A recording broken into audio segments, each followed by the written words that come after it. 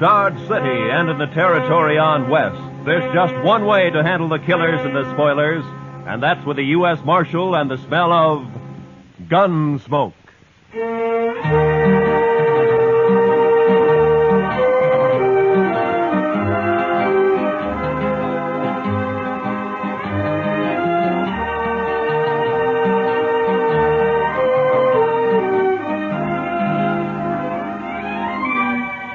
Gunsmoke, starring William Conrad. The story of the violence that moved west with young America. The story of a man who moved with it.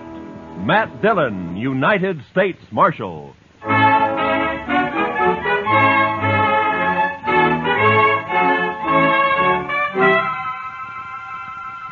It had been some time since we'd had any real trouble. Anything more than throwing a few juiced-up cowboys in jail to sober up for a few hours. And I liked it peaceful for a change, and I hoped it would stay that way. Well, that morning I'd gone to take a few catfish out of the Arkansas. When I got back to the office, I found a note from Chester saying he's at the Alafraganza having a beer.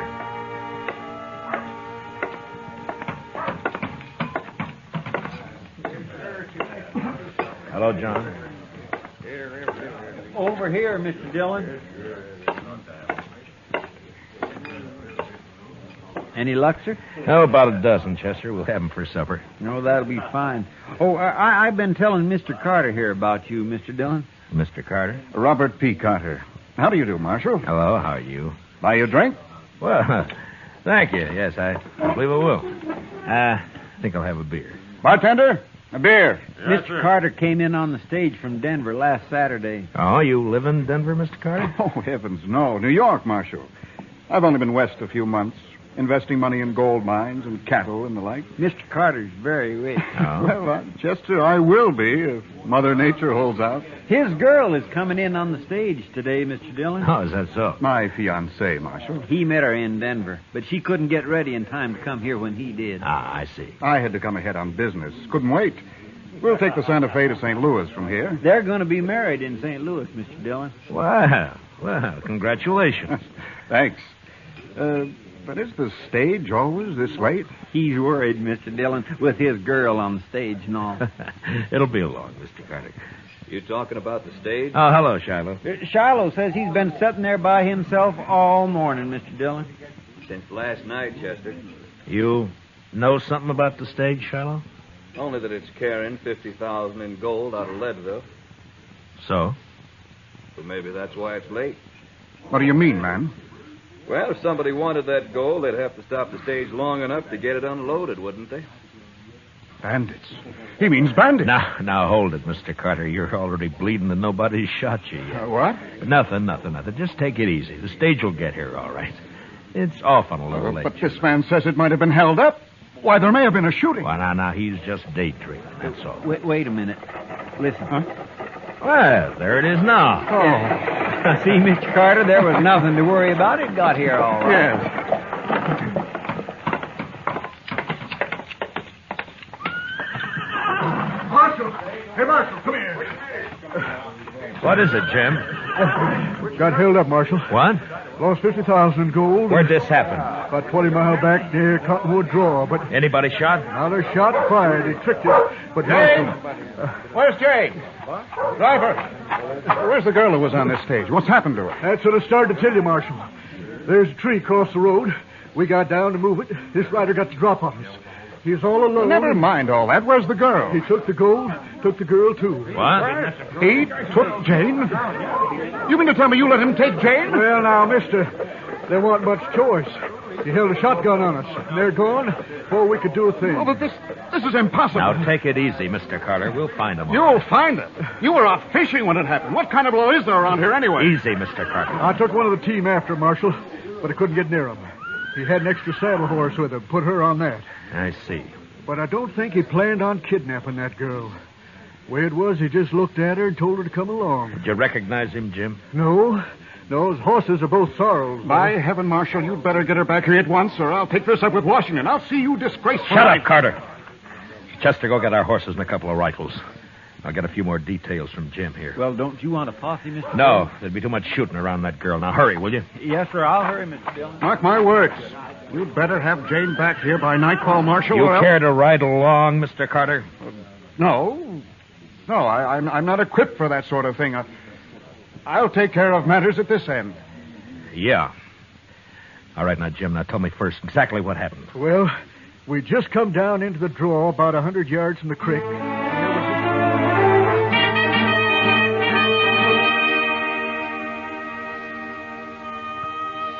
The blood-red sun was drooping over the edge of the prairie when Chester and I reached Cottonwood Draw. We rode hard until night fell, and then we had to stop and wait for daylight. But with morning, we drew a heavy rain that washed out every track. We rode on anyway. For the next 3 days, we scouted a big piece of that country. But it was hopeless. Finally, we headed back to Dodge, empty-handed.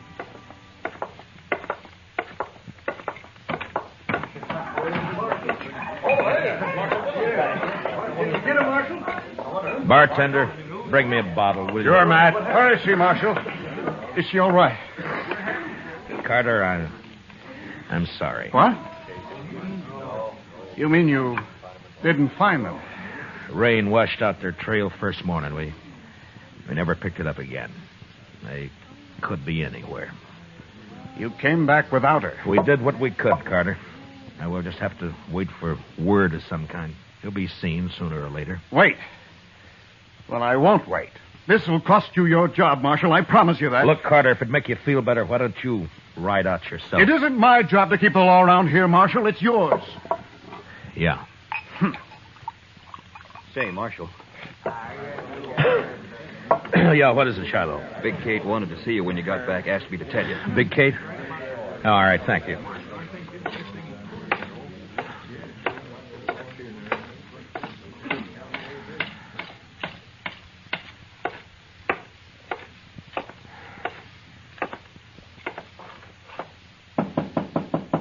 Come in. Oh. No luck, eh, Matt? How'd you know, Kate? I can tell by looking at you. Yeah, it's thousands and thousands of miles, that prairie. It'd been just luck if we'd found them. Nobody's blaming you, Matt. No? Carter is. And I suppose it's hard on him. His fiancée and all that. Carter's no good, Matt. Well, I never liked him, but I suppose that doesn't matter. And I'll tell you why he's no good. You know something, Kate? Carter's been drunk a lot while you were out. He was bragging to one of the girls last night. Bragging? What, about what? Not much, to my way of thinking. Well, go on. Well, to make it short, seems Jane's father got into a big deal with Carter up in Denver. Yeah? Carter got him tied up good and then threatened to ruin him. Well, so what happened? He didn't ruin him. He took Jane instead. Yeah. Well, maybe she likes him.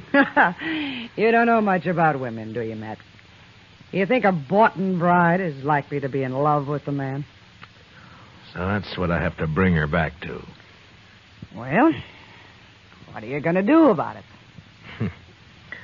What can I do, Kate? Just have to wait and see what turns up.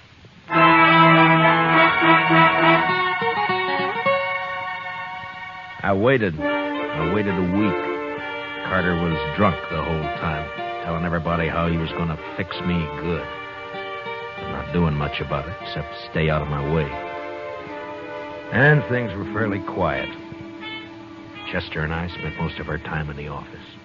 Well, he sure fooled me, Mr. Dillon. Now, Carter? Yes, sir. He seemed like such a nice fella. And so rich. He's rich, all right. But poor in spirit. You've been going to church again, Chester. Yes, sir, Mr. Dillon, last Sunday. Oh, last Sunday. Didn't it rain last Sunday? Oh, I like church, Mr. Dillon. But I sure do hate to get all dressed up. You the marshal? Yeah, I am. Here you've been looking for a man and a woman. Huh? You know anything, mister? My name's Chad Brown. Just rode in from Satana. Yeah? There was a man and a woman about 80 miles back on the trail. What color horses were they on? Well, as soon as they saw me, they rode off, so I didn't get very close. But both horses were the same color. I guess maybe sore. Yeah. Are you willing to ride back with me, Mr. Brown? I don't know, Marshal. I've got an awful thirst. That woman's out there against her will. I'll go. I'll get our horses. No, Chester. Be better if you wait here this time. We'll be back in a few days. With luck. Let's go, Mr. Brown.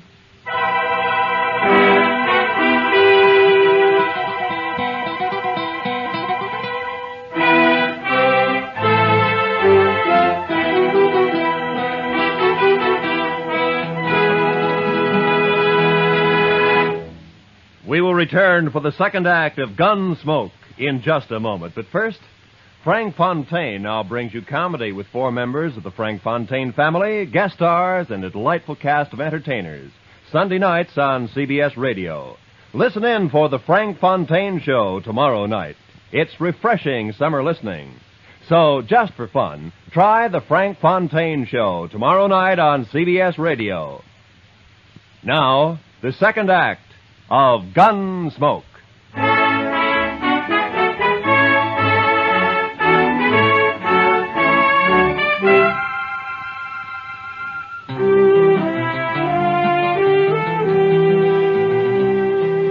Chad Brown and I covered the 80 miles in a day and a half. The Outlaws' trail headed south for a few miles and then turned northeast, back in the general direction of Dodge. It was hot and still. On the horizon, there were occasional flashes of heat lightning. And then in the distance, we saw the long, low cloud of yellow dust that spelled cattle. A Texas herd trailing north.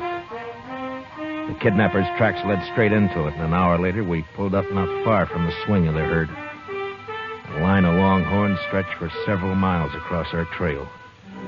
We watched them, looking for a lag to ride through. All of a sudden, a rider came hallooing down on us. Hold up! Hold up there! Hold! You ain't aiming to cross that herd, are you? Have you seen anything of a man and a woman around here, mister? Was they mounted? Yeah, a couple of sorrels. It don't matter. I ain't seen nothing but cattle and cowboys for 6 weeks. Besides, these cattle are plenty uneasy. They've been dry since yesterday morning. And that heat lightning ain't soothing to them. This herd's crossed the trail of an outlaw and a kidnapped woman, mister. That's so. Well, you just have to wait. You can ride around a drog back there, but you can't cut through this herd, mister. Look, I'm a U.S. Marshal out of Dodge, and I haven't got any time to waste. You think we can... Well, I sure appreciate your problem, Marshal, but I can't help you. I'm trail boss of this outfit, and I got 3,000 head of cattle here worth maybe $20 a head at Dodge. They're too nervy now, and I sure can't chance your touching them off by riding through there. I guess he's right, Marshal. It'd be pretty risky from the look of them. They're moving too fast now. Yeah, I know. Just that I hate to lose the time. You got more time than I got cattle, Marshal. Well, I don't know about that. But I won't tempt the stampede, mister. We'll ride around the drag. We'll see you in Dodge. The Elephant still running? Yeah, it is. Mostly on Texas money. Adios.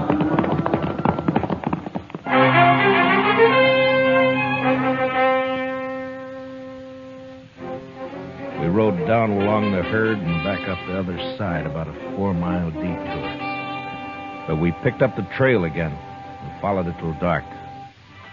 Next morning, we found the outlaw still headed straight for Dodge, and all we could figure was that he must be new to the country and just plain lost. Naturally, he'd want to avoid asking questions of anybody. By noon, we were in sight of town, and during the last hour, neither Brown nor I said a word. Finally, we rode up Front Street and got down at the jail.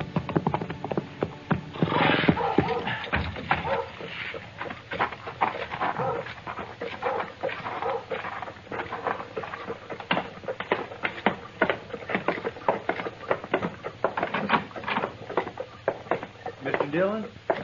We got 'em, Mr. Dillon. They rode right in here early this morning. Gave himself up, huh? Yes, sir. I got the man locked up in back, and the money is over at the bank. Oh, good.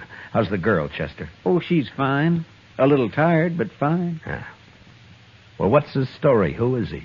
He calls himself Scott Cooley, but he won't say anything more at all, Mr. Dillon. I just gave up on him. I thought I'd better wait for you. All right. I'll talk to him first, and then I want to see the girl. Where is she? I didn't like it, Mr. Dillon, but I didn't see what I could rightly do about it. What do you mean? What happened?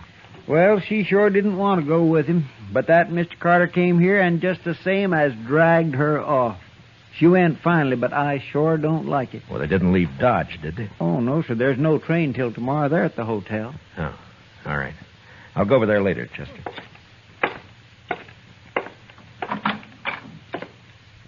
Yeah, so you're Scott Cooley, huh? You're new around here, aren't you? Well, anyways, I never saw you before, Marshal. Well, I've tried hard enough to meet up with you, Cooley. You're in trouble, you know, bad trouble. Marshal, you got anything to say, just say it right out. I got nothing to say. I'm just curious why you rode into Dodge, that's all. What do you care? I'm here. You got the money back and... And what? Oh, leave me alone, Marshal. Just leave me alone. You gotta talk sometime. Now, listen, Marshal. I'm ready to serve my time. That's why I gave myself up. But talk, no. I don't have to talk. Not for you. Not for anybody else. Mm-hmm. All right, Cooley. Have it your way. Marshal. Yeah? Marshal, you going to see Jane? Yeah? Why? Well, what are you going to see her about? Find out what happened? Yeah. Marshal, I don't suppose you'd let me out of here just long enough to kill Carter. Now, you mean the girl told you about it? I wouldn't care if I hang for it. It'd be worth it to kill him. Mm-hmm. Tell me something. What makes you think what you did's any better? What? You wouldn't understand, Marshal. But you do what you can for her, will you? Anything else you want to tell me? No, that's all.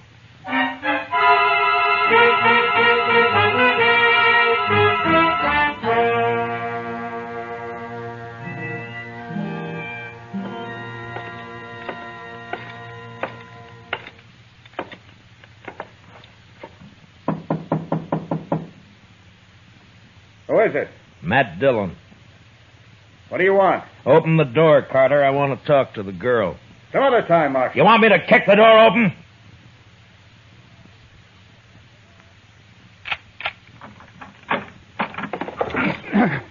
You're asking for trouble, Carter. How do you do, miss? I'm Marshal Dillon. How do you do, Marshal? I know you've been through a lot, miss, but I have to get the whole story from you so as I can file the proper charges against this outlaw, Scott Cooley. You want to use me to put him in prison? Is that it? Well, he's committed 2 crimes, robbery and kidnapping. We'll want him up for both. Well, doesn't the fact that he gave himself up and returned the money help at all? I'm afraid I don't gather your drift. Then let it go at that, Marshal. We're leaving Dodge on the next train. So Jane won't be here to testify anyway. No? Is that what you have in mind, Jane? Oh, no. I mean, I don't know. Oh, please. She's upset enough. Marshal, leave her alone. If I want anything out of you, Carter, I'll knock it out. Now shut up. You can't talk to me like that. Wait. Marshal, I'll tell you all about it, but first... Yeah? Well, not in front of him. Make him go out, and then I'll tell you. All right, Carter. Outside. Don't you order me around. This is my room, and... I'll throw you out. If I open the door and find you around, I'll throw you all the way downstairs. Now get it!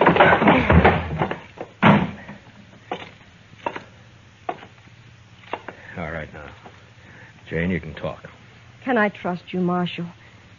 Really trust you? Well, That's up to you. But I'll tell you this, I know about Carter. About you and Carter, that is. Then you know how I hate him. Yeah? But right now I'm curious about this kidnapping. What happened? Why did Cooley give himself up? Because we decided we couldn't live being hunted down the rest of our lives. Ah, so you were in on it with him, huh? No, Marshal. The first time I ever saw Scott Cooley was when he held up the stage. I'd like to believe that. Well, it's very simple, Marshal. I love Scott Cooley. What? I love him. Oh, now look, Jane, girls like you just don't go around falling in love with outlaws. Don't they, Marshal? No, they don't. I did. Then either you're crazy or you're lying to me. And if you weren't a woman, I'd throw you in jail right along with him. I'm a woman, Marshal, but I've no objection to going to jail with Scott. No, then you admit you're his accomplice. No. I suppose it's hard for you to understand, Marshal. It is. Well, I'll try to make it simple. You see, Scott doesn't know why he took me with him when he held up the stage. He's never done anything like that before. It just seemed perfectly natural to him. He saw something he wanted and he took it. That's all. I'm afraid the court will look at it somewhat differently. Well, I suppose he'll go to prison for the holdup, but not for kidnapping. Why not? Because I'll testify that I went with him of my own free will. I almost wish you two hadn't ridden back to Dodge. Marshal. Yeah. You said you know about Bob Carter and me. Yeah? Well, Scott's been wild and he's done wrong, but he's never done anything really evil. Well, maybe you're better off with Cooley. If he straightens out. You know I am. Don't you, Marshal? It's no business of mine. I'm a peace officer, not a matchmaker. My job's to keep Cooley under arrest and get him up for trial, and that's all. Now, what you do is your own business. You can testify any way you like. I can't stop that. Oh, please. Marshal, help me. There's no one else who can. Yeah, who is it?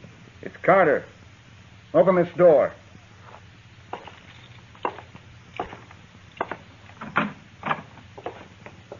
Huh.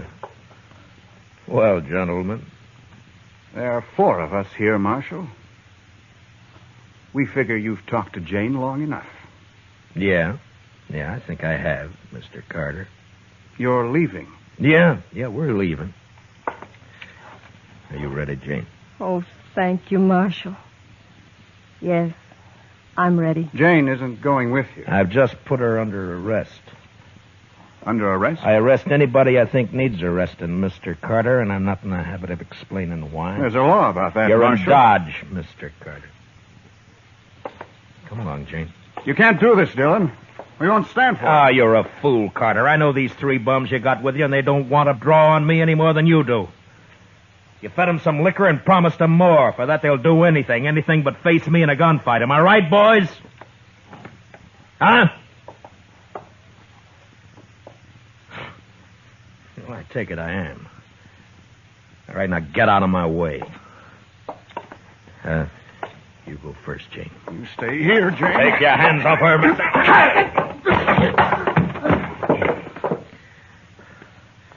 Just step over him, Jane.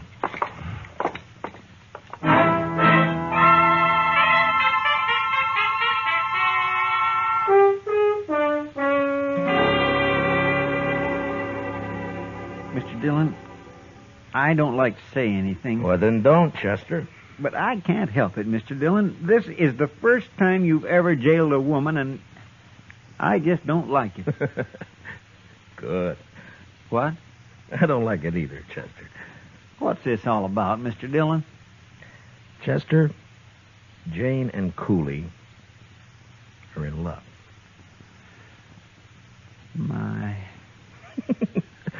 Don't look so dewy-eyed about it. Cooley's got to stand trial yet, you know. I want no part of this, Marshal. Now what, Shiloh? I never did like that Carter. Well, what's he up to? Oh, sir, he's drunk and he's buying liquor for everyone. He's making a lot of talk.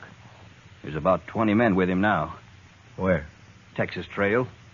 Nobody likes it about this girl. Looks like they'll come over here and try to bust her out of jail. Chester. Yes, sir? Those horses still out back? Yes, sir. I was going to put them away later. No, leave them. Now, will you get over to the Texas Trail and install those men for a while? Huh? All right, Mr. Dillon. Come on, Shiloh. Not me. I'm going to bed. I got 2 guns last night. That's the worst hit out.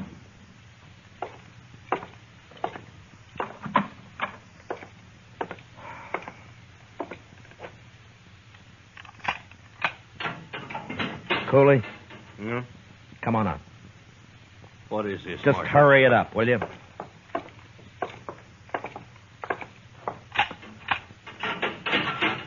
Let's go, Jane. Oh, no. Stay where you are, Jane. I don't You'll do like what I this. tell you, Cooley. It's all right, Scott. We can trust him. Yeah, but I don't know what he's got. Scott. Well, all right, Jane, if you say so.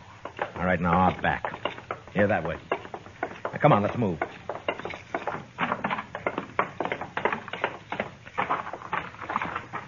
All right, you take the gray horse, Jane. He's gentle enough. But hurry, will you? Come here.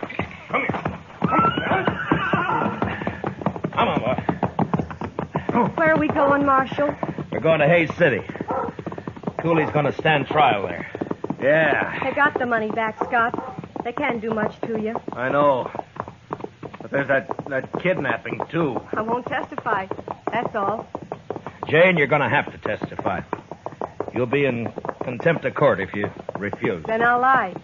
Anyway, I did go of my own free will. After a while, anyway. That's perjury.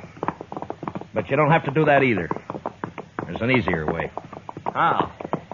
Well, before I deposit Cooley in the Hayes City jail, we might just make a little stop. What do you mean, Marshal? Stop where? We're going to stop at the preacher's. You know, a married woman can't testify against her husband. Scott. Scott. Come on, honey, let's ride.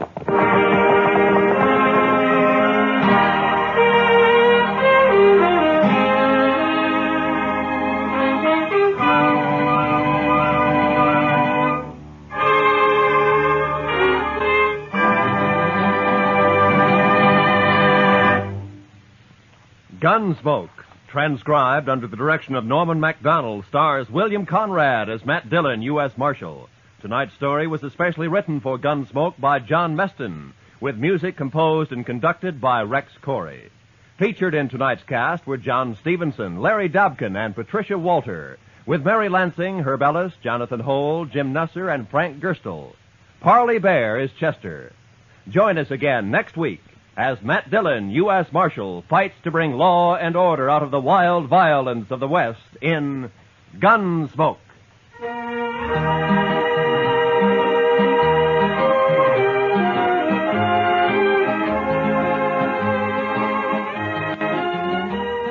Tomorrow, a new feature is added to CBS Radio's On a Sunday Afternoon program when Eddie Gallagher introduces the Main Street Music Hall with handsome Bob Carroll and pretty Eugenie Baird as your singing stars.